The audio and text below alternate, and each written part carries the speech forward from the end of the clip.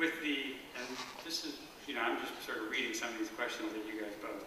With the apparent increase in the size of our federal government and potentially higher taxes and lower growth, are there changes in the portfolio management that should take place? Hi. A lot of the questions that we got took the form that Ralph's did. In other words, what's going to happen and what are you going to do about it? This one actually has a real basis because it's an observable phenomenon. We are seeing a dramatic change in the amount of spending that's going on by the government and the growth in government spending. For example, over the last several decades, government spending as a percentage of the overall economy has averaged about 20%. It's now projected to be over 30% for the next 4 years. We are definitely in a position today when we can absolutely predict that some tax rates are going to go up. We know that the plan is to let the reduction that occurred in capital gains and dividends expire after the year 2010.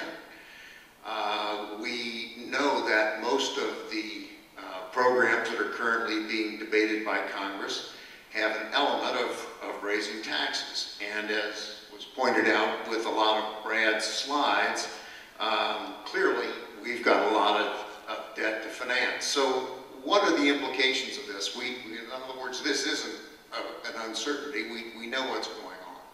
Well, two things. First of all, higher tax rates can have a multiple effect. First of all, the basic theory of all investments is that the present value of any investment is equal to the after-tax value of all the future cash flows that are going to come in. So by raising tax rates, we know by definition that the after-tax returns are going to decline. So that would have significant implications for investment portfolios. Secondly, there's an incentive effect. Marginal increases in tax rates, especially that are being promised for high-income earners, are going to change behaviors. They always have, and they always will. Take, for example, an orthodontist that has 2 offices and is thinking about expanding. The bill says that are being debated in Congress says that his marginal tax rate, he's going to get a surtax on all of his income above a certain level. He is then, therefore, more inclined not to build that 3rd office. If he doesn't build that 3rd office, he doesn't buy the real estate, he doesn't employ the contractor, he doesn't employ the 16 orthodontic techs that would work there, he doesn't buy the furniture and the other equipment that would be necessary. On the margin, there will be changes in behavior as a result of this. So, the final analysis, what happens and how do we implement our received wisdom in your investment portfolio. First of all, it looks like these changes, that is the increasing demand from government and increasing tax rates, will lead to lower overall economic growth.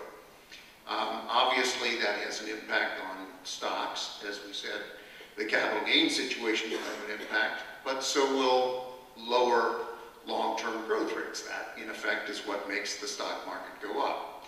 2, excessive government borrowing, or a larger percentage of borrowing done by the government will tend to crowd out private borrowing.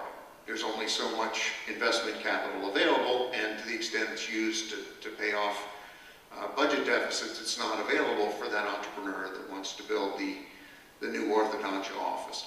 So we're going to take all of these things into consideration. Mark mentioned his model earlier, and obviously the growth rate will be an important factor in evaluating stocks, and that's fairly easy to implement. As Ralph pointed out, we believe in broadly diversified portfolios, including fixed income, alternative assets, international, and so forth.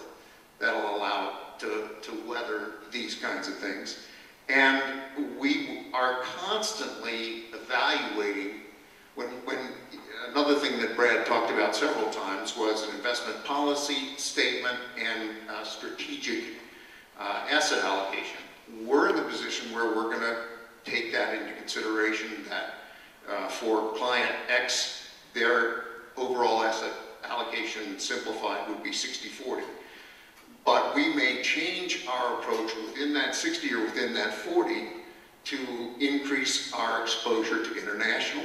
If the domestic growth rates are slowed down, we may increase the location of where we put different assets. It's been, over the last several years, it's been a sort of a given that stocks are in a taxable portfolio, bonds are in the sheltered portfolio or the IRA.